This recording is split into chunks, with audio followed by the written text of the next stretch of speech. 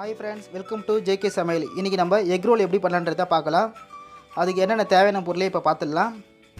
அதுக்கு நான் ஒரு 4 முட்டை எடுத்து வச்சிருக்கேன். கேரட் வந்து ஒரு சின்ன கேரட் எடுத்துக்கோங்க. ஒரு ½ கேரட்டே போதும். அது நல்லா திருவி வச்சுக்கோங்க. ஸ்ப்ரிங் ஆனியன் வெங்காயத்தாள் கொஞ்சமாக எடுத்துக்கோங்க. மிளகுத்தூள் 1/4 ஸ்பூன் எடுத்துக்கோங்க. சால்ட்டு தேவைக்கேற்ப நீங்கள் எடுத்துக்கோங்க. Oil 2 spoon. இவ்வளோ தாங்க அதுக்கு தேவையான பொருட்கள். இப்போ இந்த பொருளெலாம் வச்சு நம்ம எக் ரோல் எப்படி செய்யலான்றதை பார்க்கலாம். அதுக்கு ஒரு பவுலில் நம்ம எடுத்து வச்சுருக்க 4 முட்டையை வந்து உடச்சி ஊற்றிக்குங்க.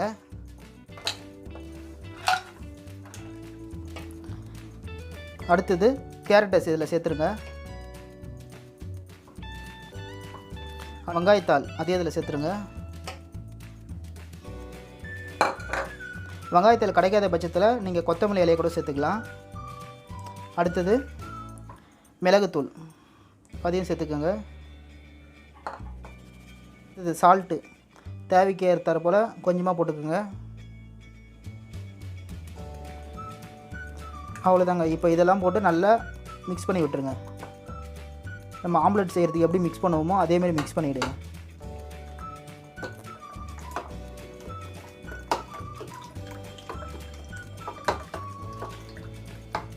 நம்ம எக் ரோல் செய்ய ஆரம்பிச்சிடலாம். அதுக்கு பேனில் நம்ம எடுத்து வச்சுக்க ஆயிலை கொஞ்சமாக சேர்த்துக்கலாம். ஆயில் சேர்த்துட்டு ஃபுல்லாக இப்படி தடவி விட்டுருங்க. இதுக்கு பேன் சூடாகணும்லாம் அவசியம் இல்லை.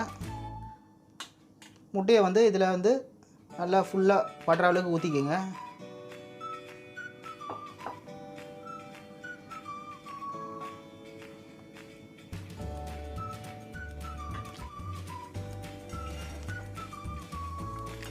இப்போ முட்டை வெந்துடுச்சு. இப்போ அப்படியே ரோல் மாரி அப்படியே கரண்டிலே சுட்டி விடுங்க.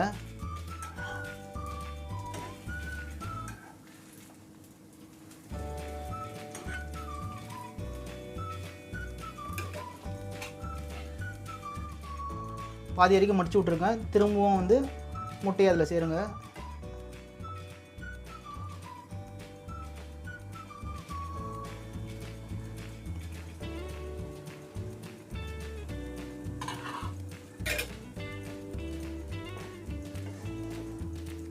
இதுவும் ஒரு 30 செகண்ட் வேகட்டும்.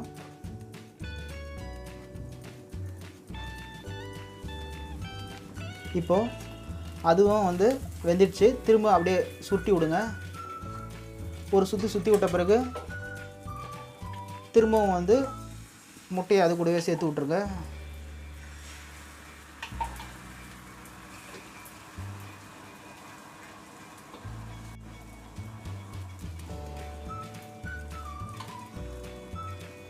இப்படியே தாங்க நம்ம எடுத்து அந்த 4 முட்டையை வந்து காலியாக வர வரைக்கும் இப்படியே முட்டை வேக நம்ம அப்படியே ரோல் மாரி சுற்றி விட்டுனே வர வேண்டியது தான்.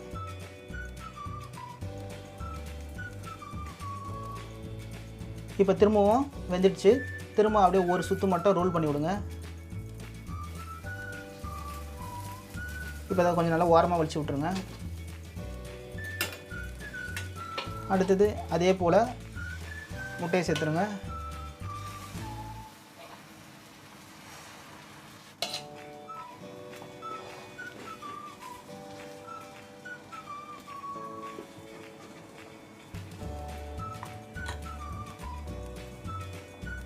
திரும்ப ஒரு 30 செகண்ட் வேகட்டும்.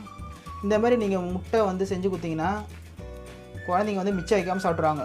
நீங்கள் வழக்கமாக செய்கிற ஆம்லெட்டை விட இந்த மாதிரி டைப்பில் செஞ்சிங்கன்னா குழந்தைங்க வந்து ரொம்ப லைக் பண்ணி சாப்பிடுவாங்க. லஞ்சுக்கு கட்டியாம் பண்ணிங்கன்னா லஞ்ச் பேக் காலியாக தான் வரும். அந்தளவுக்கு குழந்தைங்க ரொம்ப லைக் பண்ணி சாப்பிடுவாங்க. இது நம்ம ஃபுல்லாக செய்கிற வரைக்குமே வந்து ஸ்டவ் வந்து ஸ்லோவாகவே வச்சுக்கோங்க. ஸ்பீடாக வச்சிடாதீங்க ஸ்டவ்வு, அப்புறம் அடி பிடிக்க ஆரம்பிச்சிடும். லோ ஃப்ளேம்லேயே வச்சு ஃபுல் வெக்கியை வந்து நம்ம செஞ்சிடலாம். அவ்வளோதாங்க, ஃபுல்லாக முடிஞ்சிச்சு. இப்போ ஃபுல்லாக ரோல் பண்ணுறேங்க.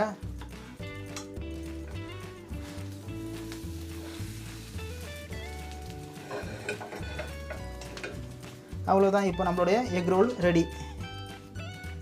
இப்போ நம்ம எடுத்து வச்சுருக்க அந்த எக் ரோலை வந்து பிளேட்டில் மாற்றி இந்த அளவுக்கு ஸ்லைஸ் போட்டுக்கோங்க கத்தியில். இந்த வீடியோ பிடிச்சிருந்தா இந்த வீடியோவை லைக் பண்ணிவிட்டு ஷேர் பண்ணுங்கள்.